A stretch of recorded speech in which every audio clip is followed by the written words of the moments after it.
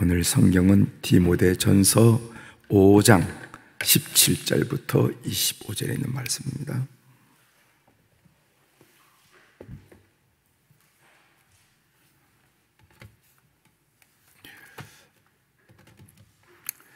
디모데전서 5장 17절부터 25절에 있는 말씀 찾으셨으면 제가 봉독해 드리겠습니다. 17절입니다. 디모데전서 5장 17절. 잘 다스리는 장로들은 배나 존경할 자로 알되 말씀과 가르침에 수고하는 이들에게는 더욱 그리할 것이니라. 성경에 읽었을 때 곡식을 밟아 떠는 소의 입에 망을 씌우지 말라 하였고 또 일꾼이 그 삭슬을 받는 것은 마땅하다 하였느니라. 장로에 대한 고발은 두시의 증인이 없으면 받지 말 것이요 범죄한 자들을 모든 사람 앞에서 꾸짖어 나머지 사람들로 두려워하게 하라. 하나님과 그리스도 예수와 택하심을 받은 천사들 앞에서 내가 엄히 명하노니 너는 편견이 없이 이것들을 지켜 아무 일도 불공평하게 하지 말며 아무에게나 경솔히 안수하지 말고 다른 사람의 죄에 간섭하지 말며 내 자신을 지켜 정결하게 하라. 이제부터 물만 마시지 말고 내 위장과 자주 나는 병을 위하여는 포도주를 조금씩 쓰라. 어떤 사람들의 죄는 밝히 드러나 먼저 심판에 나아가고 어떤 사람들의 죄는 그 뒤를 따르나니 이와 같이 선행도 밝히 드러나고 그렇지 아니한 것도 숨길 수 없느니라. 아멘. 25절까지 함께 읽었습니다.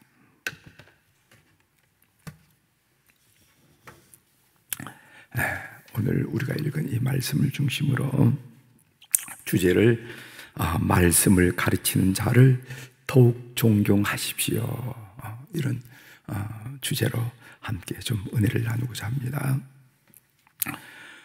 우리가 읽은 오늘 본문의 말씀은 사도 바울의 장로에 대한 고민이에요. 교회 직분 제도는 이 시대에 따라 많이 변화되었습니다. 많이 변화되었죠. 그래서 이제 교황이란 제도도 있었고 또 주기경, 주교, 대주교 뭐 이런 제도가 있었고 또 개신교에서는 또 목회자, 또 장로 뭐 이렇게 이 시대에 따라서 이 교회 직분이 변화됐다는 것은 여러분들이 잘 아실 줄 믿습니다. 따라서 오늘 본문에 나오는 이 장로라 하는 이 직분은 오늘날 교회를 섬기는 장로님들이라 이렇게보다는 목회자에 가까운 그런 분들이라 그렇게 이해하시고 들을 필요가 있습니다. 저는 오늘 이 17절 말씀에 좀 집중하려고 합니다. 17절 말씀. 잘 다스리는 장로들은 배나 존경할 자로 알되 말씀과 가르침에 수고하는 이들에게는 더욱 그리할 것이니라.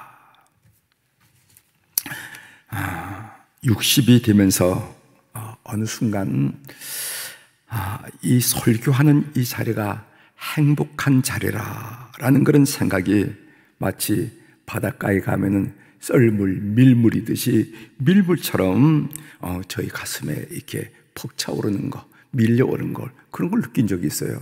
제가 이제부터는 좀 말씀을 좀 행복하게 이렇게 그런 것이 아니라 어느 순간 참 이 말씀을 듣는다는 것이 행복하구나. 이 자리는 행복한 자리구나 하는 그런 이 느낌이라고 그럴까요? 그런 것들이 이렇게 밀물듯이 제 가슴에 다가왔는데 그때가 언제쯤일까 이렇게 생각해 보니까 나이가 한 60이 되고부터 그런 경험을 한 것으로 이렇게 이해합니다.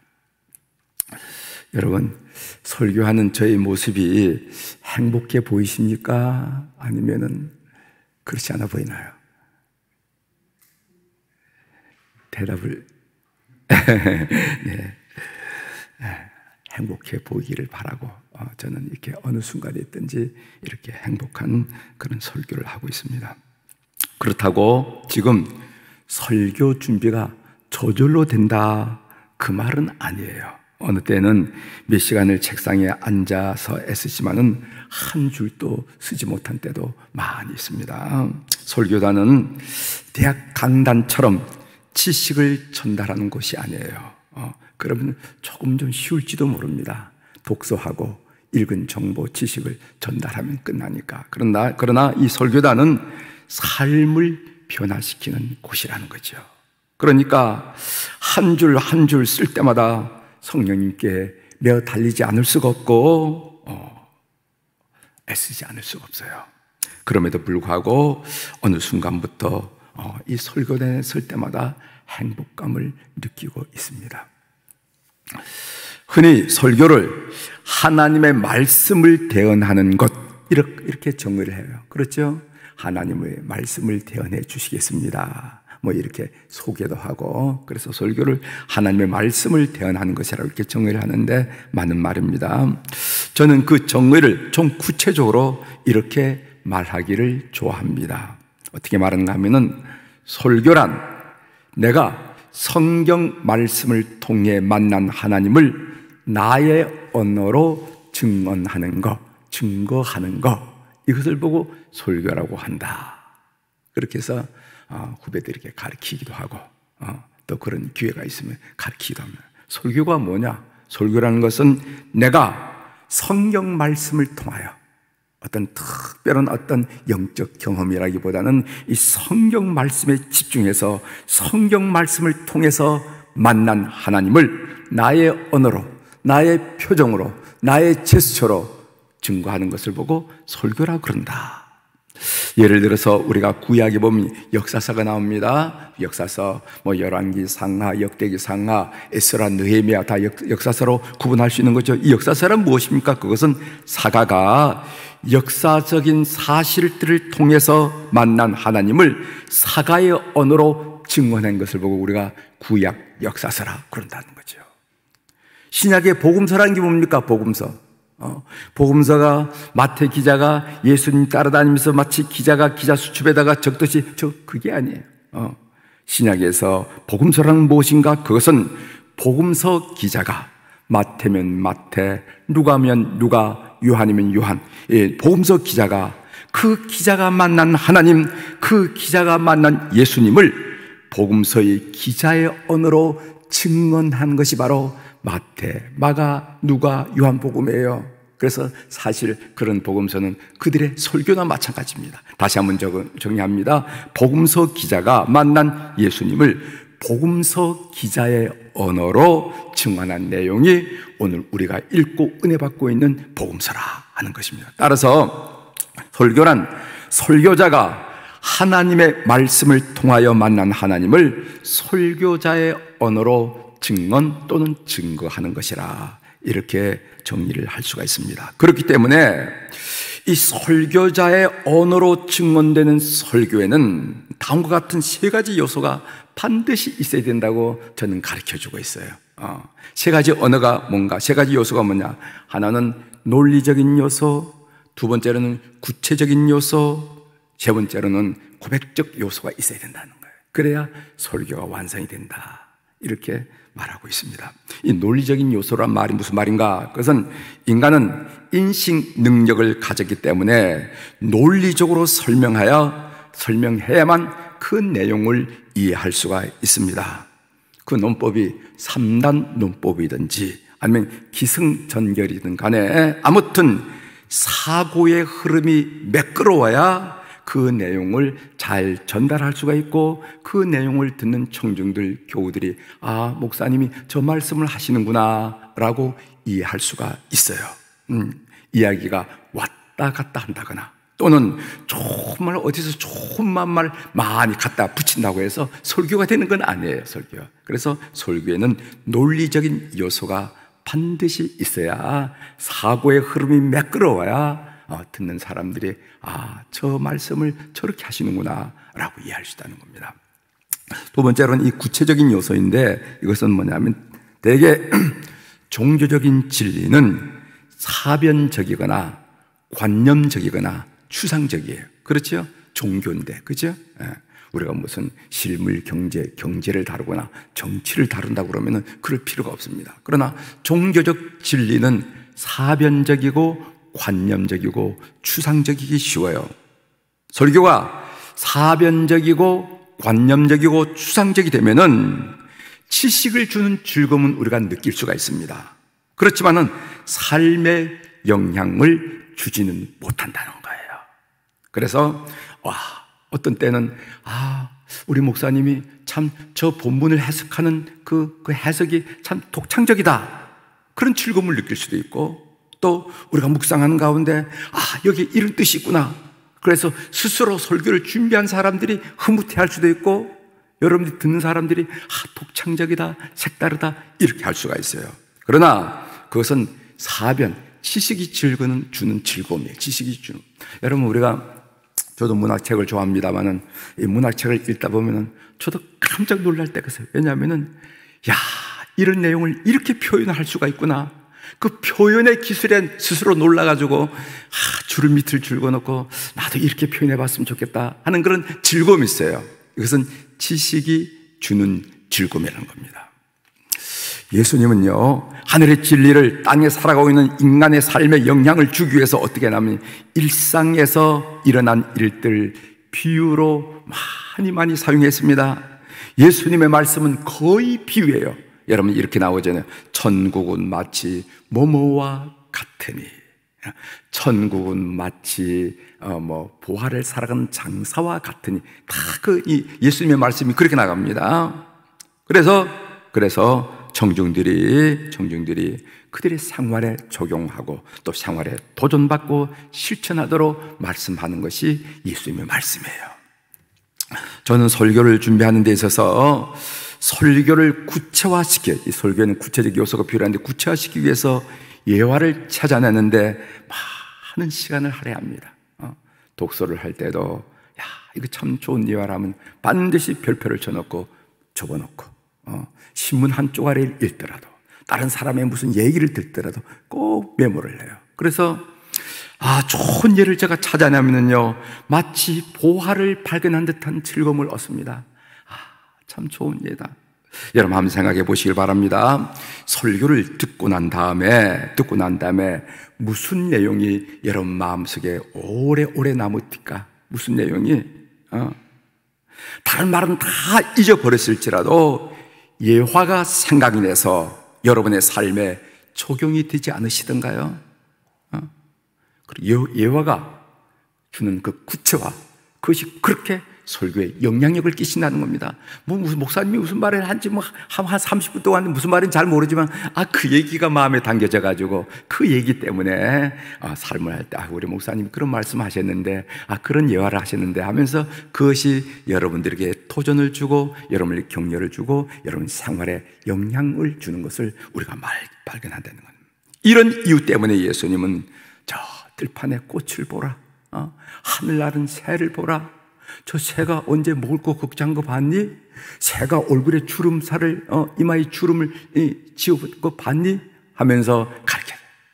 그래서 그 당시에 예수님의 청중들은 들판에 꽃을 보면서 그래, 무엇을 입을까, 무엇을 마실까, 무엇을 먹을까 걱정하지 말자.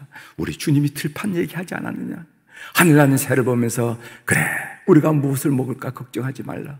저 새는 누구 하나 주지 않았자. 우리가 새 모이 한번 준 적이 있니? 하면서 그들이 삶에 실천적으로 진리를 받아들였던 것을 압니다. 그래서 설교에는 꼭 구체적인 요소가 있어야 된다. 세 번째는 이 고백적 요소입니다. 고백적 요소. 설교는 지식 전달이 아닙니다. 설교는 그렇다고 하더군요가 되면 안 된다는 거예요. 설교는 내가 만난 하나님은 이런 분입니다. 내가 받은 은혜가 이것입니다. 내가 받은 축복은 이겁니다 라고 증언할 수가 있어야 돼요. 그래서 그게 설교가 되는 겁니다. 설교는 나의 고백이 돼야 돼요. 이것을 고백적 요소라고 얘기할 수 있는 겁니다. 그래서 이것을 이 세 가지 요소를 한번 그림으로 그려본다면 이런 겁니다. 좋은 설교는 어떤 설교가 좋은 설교인가? 그래서 머리로 이해시키고, 이것을 논리적인 요소죠. 머리로 이해시키고 가슴을, 설교를 듣는 사람들의 가슴을 뜨겁게 하고, 이것은요 고백적 요소예요. 그리고 또 손과 발, 이것으로 끝나지 말고 손과 발을 통해서 실천하도록 살아내도록 해야 되는데, 이것은 뭐냐면 구체적인 요소예요. 구체적. 그래서 이 설교가 우리의 삶을 변화시킨 데에는 이렇게 논리적인 요소와 고백적인 요소와 구체적인 요소를 함량해야만 영향력을 줄 수 있다 하는 그런 이야기입니다. 저는 어느 설교일지라도 귀담아 들어요. 우리 이제 교육자 회의를, 이제 지방의 교육자 회의를 하다 보면 여러 목사님들이 설교를 하고 또 전사님들도 설교하고 어느 자리에 가면은 뭐 장로님들도 설교하고 그러는데, 그래서 저는 항상 기록할 준비를 하고 있습니다. 늘 왼쪽 주머니에는 항상 볼펜을 항상 볼펜을 갖고 다니고, 그리고 메모지가 없으면요 예배 순서지의 여백에다가 꼭 적습니다. 그 이유가 있어요. 왜 그러냐? 첫 번째로는요, 그 설교에는 하나님께서 내게 말씀하시는 하나님의 음성이 반드시 있기 때문에 그렇습니다. 여러분, 나귀를 통해 말씀하신 하나님, 나귀를 통해 말씀하신 하나님, 그 하나님께서 그 자리에 그런 시간과 그런 공간에서 어떤 설교를 통해서 말씀하시는데 나에게 준 말씀이 없을 리가 있겠습니까? 그래서 저 설교자를 통해서 나에게 하신 말씀이 무엇인가 라고 기대를 가지고 관심을 가지고 메모를. 두 번째로는 저는 설교자로서, 제가 설교를 준비하고 설교를 선포하고 말하는 설교자로서 설교자의 수고를 알기 때문에 그렇습니다. 저 설교가 그냥 하늘에서 뚝 떨어진 것이 아니라는 걸 알기 때문에 그래요. 나름대로 설교자의 수고가 있다. 1시간이 됐든 2시간이 됐든 4시간이 됐든 저 앞에 나와서 저렇게 설교한다는 것은 그것은 수고가 있다. 내가 설교하며 수고를 한 사람인데 그 수고를 안 사람이 이것을 쉽게 넘겨서는 안 된다 한 생각을 가지고 그 말씀을 통해서 하나라도 알아들었고 그것을 메모를 했다가 제가 책상 위에 정리를 해놔요. 그 메모를. 그러다가 말씀을 내가 교우들에게 전달할 때 그 메모를 한번 뒤적거려 보면은 귀한 말씀이 있어서 그것을 예화를 해서 여러분들로 하여금 구체화시키려는 그런 작업을 한다 하는 것을 여러분 아시길 바랍니다. 오늘 본문에 보면은 말씀과 가르침에 수고하는 이들에게는 더욱 그리할 것이니라 하는 말씀이죠. 말씀을 가르친 자를 더욱 존중하는 여러분들이 되시길 바라고, 그러면은 여러분 삶에 늘 영적 배부름이 있게 된다 하는 것을 꼭 믿으시고 그렇게 신앙생활하는 교우들이 되기를 주의 이름으로 축원합니다. 그래서 더욱 존중히 여기는 그런 마음을 가지게 되면은 여러분들이 영적인 배부름을 늘 얻게 돼요. 허기진 삶, 그 삶의 허무감을 느끼거나 좌절을 느끼거나 주저앉을 느끼지 않고 늘 상황에 관계없는 영적인 배부름을 얻을 수가 있는 거예요. 이런 지혜를 꼭 깨닫고 신앙생활하는 교우들이 되기를 주의 이름으로 부탁을 합니다. 기도하시겠습니다.